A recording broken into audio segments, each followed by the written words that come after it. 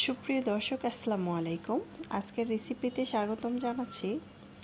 আজকে তো ঝটপট মজাদার একটি দুপুরবেলা ভর্তার রেসিপি করে ফেললাম।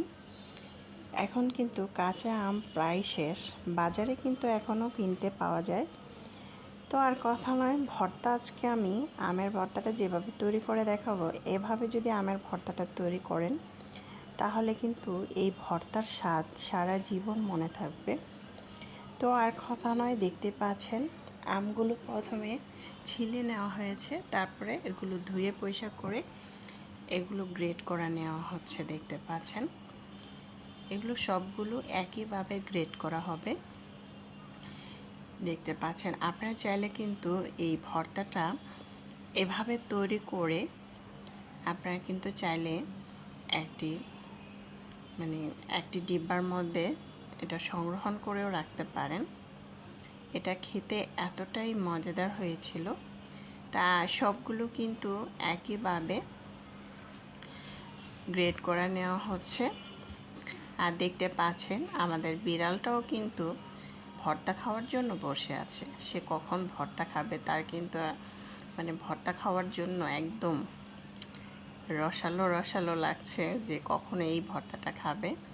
আর এখানে কিন্তু বাটিতে কিন্তু আমি আগে থেকে তেঁতুল ভিজিয়ে রেখেছিলাম। তেঁতুল ভিজিয়ে রেখেছি যাতে তেঁতুলটা আগে থেকে নরম হয়ে আসে, গলে যায়। তারপরে গ্রেড করা হয়ে গিয়েছে, এখানে দিয়ে দিলাম শুকনো মরিচ ভাজা করা হয়েছে, দেখতে পাচ্ছেন। তারপরে তেঁতুলটা যে ভিজিয়ে রাখা হয়েছে সেই তেঁতুলটাও দিয়ে দিলাম। এখন সাইড থেকে কিন্তু মরিচগুলো ভেঙে নিচ্ছি আর পরিমাণ মতো লবণও এখানে দিয়েছি। এখন ভালোভাবে এগুলো মেখে নিচ্ছি। আর তেঁতুলটাকে কিন্তু এমনভাবে মাখতে হবে যাতে বিচিটা আমরা আলতো করে ফেলে দিতে পারি। দেখতে পাচ্ছেন আপনারা চাইলে কিন্তু এখানে কাঁচামরিচটাও কুচি করে দিতে পারেন। দিলে কিন্তু কাঁচামরিচের যে ফ্লেভারটা সেটাও আসবে, খেতেও কিন্তু অনেক বেশি ভালো লাগবে।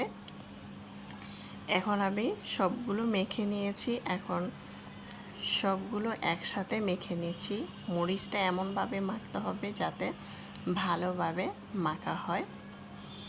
এখন সবগুলো একসাথে মেখে নিচ্ছি। আমি যে কথা বলতেছি তাও যদি আমার লোভ লাগতেছে ভর্তাটার প্রতি, কি বলবো। যাই হোক, আমি মাখতেছি ভর্তা, আপনারা লোভ একটু একটু করে দিয়েন। আর ভর্তাটা কিন্তু অনেক মজা হয়েছিল। প্রথমে একটু বিট লবণ দিয়েছি হাফ চামচের মতো, আর এখানে দিয়ে দিচ্ছি চিনিটা আমি এখানে প্রায় আধা কাপের মতো দিয়েছি। আর অনেকগুলো আম ছিল তো তাই। এখন চিনিটাও সুন্দরভাবে মেখে নিচ্ছি। এমনভাবে মাখতে হবে যাতে ভালোভাবে তেঁতুল মরিচ গলে যায়। এখন সুন্দর করে মাখার পরে কিন্তু এখানে ধনেপাতা কুচিও দেওয়া হচ্ছে। ধনেপাতা কুচি ভালোভাবে ধুয়ে পরিষ্কার করে কুচি কুচি করে তারপরে এখানে দিতে হবে। এই তো সবগুলো কিন্তু উপকরণ দেওয়া হয়ে গিয়েছে। এখন তো খাওয়ার পালা। ধনেপাতাটা দিয়েও মেখে নিচ্ছে। আর চাইলে কিন্তু এখানে সামান্য একটু সরিষার তেলও দিতে পারেন, তাহলে তো আরও খুব সুন্দর একটি ফ্লেভার আসবে।